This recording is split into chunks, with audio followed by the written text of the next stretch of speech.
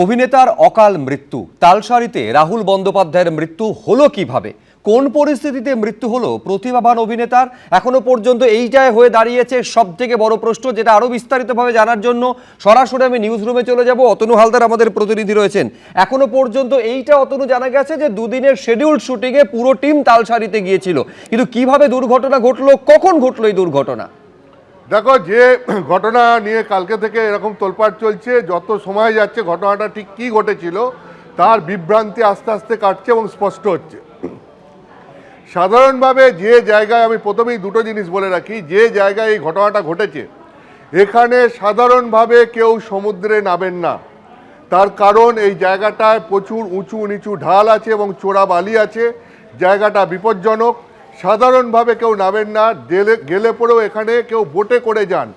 এবং এই জায়গায় এখানে এতজন ছিলেন ইউনিটের, প্রায় সব মিলিয়ে অন্তত 20-25 জন ছিলেন, এবং তাদের মধ্যে থেকে একজন জলের তলায় সকলের চোখের সামনে তলিয়ে গেল।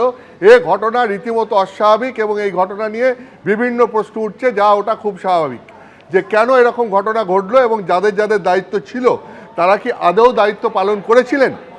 এবার আমি তোমাকে বলি, ঘটনাটা যেটা ঘটেছে এখনো পর্যন্ত যা জানা যাচ্ছে পুলিশ সূত্র এবং বিভিন্ন সূত্র মারফত, শুক্রবার দিন এখানে এই পুরো ইউনিটটা শুটিংয়ের জন্য যায়।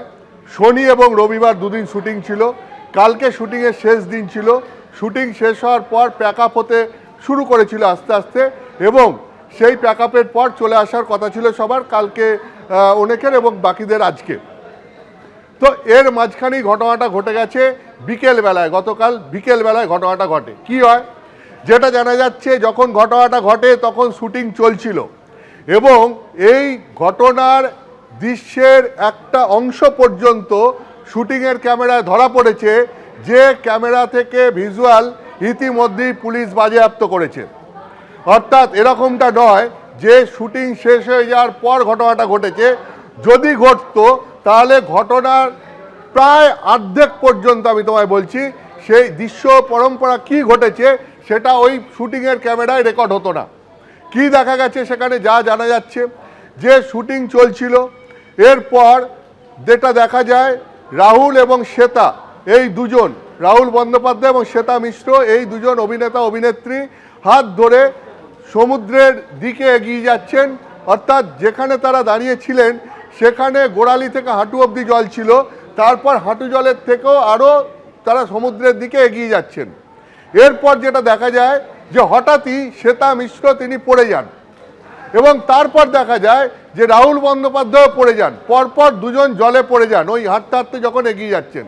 এই সমস্ত কিছু দৃশ্য ক্যামেরায় ধরা পড়েছে, যে ছবি পুলিশ উদ্ধার করেছে। এরপর কি দেখা যায় যে ওখানে একটা বোট ছিল, সেই বোটটা এই শুটিংয়ের জিনিসপত্র আনা নেওয়ার কাজে ব্যবহার করা হচ্ছিল। তার কারণ যেহেতু জলের মধ্যে শুটিং হচ্ছিল, ফলে এই বোটটার সাহায্য নেওয়া হচ্ছিল। সেই বোটটাকে নিয়ে তখন যারা শুটিংয়ের ওখানে ছিলেন তাদের মধ্যে এক দুজন ওই বোটটা নিয়ে এগিয়ে যান।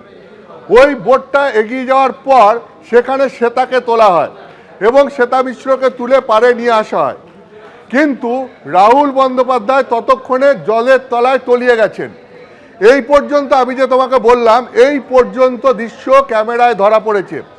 এরপর আর কোনো ছবি ক্যামেরায় ধরা পড়েনি, এখানে ক্যামেরা অফ হয়ে গেছে। এরপর যেটা জানা যাচ্ছে বিভিন্ন সূত্র এবং পুলিশ সূত্র মারফত, যে রাহুল বন্দ্যোপাধ্যায় রীতিমতো নাকানি চোবানি খেতে খেতে জলের মধ্যে তলিয়ে যান এবং দীর্ঘক্ষণ তিনি জলের মধ্যে থাকেন, এবং দীর্ঘক্ষণ পর কয়েকজন সেখানে গিয়ে তাকে জল থেকে উদ্ধার করা হয়। যখন তাকে জল থেকে উদ্ধার করা হয় তখন রাহুল বন্দ্যোপাধ্যায় রীতিমতো তার ভেতরে বালি এবং জল, নোনা জল ভেতরে ঢুকে গেছে। সেই বালি এবং নোনা জল যেটা এত পরিমাণ ঢুকেছে যে সেখান থেকে যখন তাকে তুলে নিয়ে আসা হয়, যে রীতিমতো তার শরীর তখন ফুলে গেছে। এরপরে পাড়ে নিয়ে আসার পর 4-5 জন মিলে গিয়ে রাহুলকে জলের তলা থেকে খুঁজে বের করে তারা পাড়ে নিয়ে আসেন, এবং তারপর একটা ইউনিটের গাড়ি করে সেখানে নিয়ে যাওয়া হয় দীঘা মহকুমা হাসপাতালে, যেখানে তাকে মৃত বলে ঘোষণা করা হয়। ঘটনাটা ঠিক এই ঘটেছে। ফলে স্বাভাবিকভাবেই এই ঘটনাকে কেন্দ্র করে এই শুটিংয়ের ইউনিটের যারা ছিলেন এবং যারা তত্ত্বাবধানে ছিলেন তাদের রেসপন্সিবিলিটি নিয়ে প্রশ্ন উঠছে এবং এখানে যে গাফিলতি ছিল সেটাই পুরো ঘটনা পরম্পরা দেখলে এটা বলার আর অপেক্ষা রাখে না, তুমি বুঝতেই পারছো। একেবারে অতনু, তুমি আমাদের সঙ্গে থাকো। এই মুহূর্তে যে ছবি আমি দর্শকদের সামনে তুলে ধরছি, দেখতে পাচ্ছেন যে বিজয়গড়ে বাড়িতে রাহুল অরুণোদয় বন্দ্যোপাধ্যায়ের নিথর দেহ এসে পৌঁছেছে। একেবারে সরাসরি এই ছবি আপনারা দেখছেন। এবিপি আনন্দ, এগিয়ে থাকে, এগিয়ে রাখে।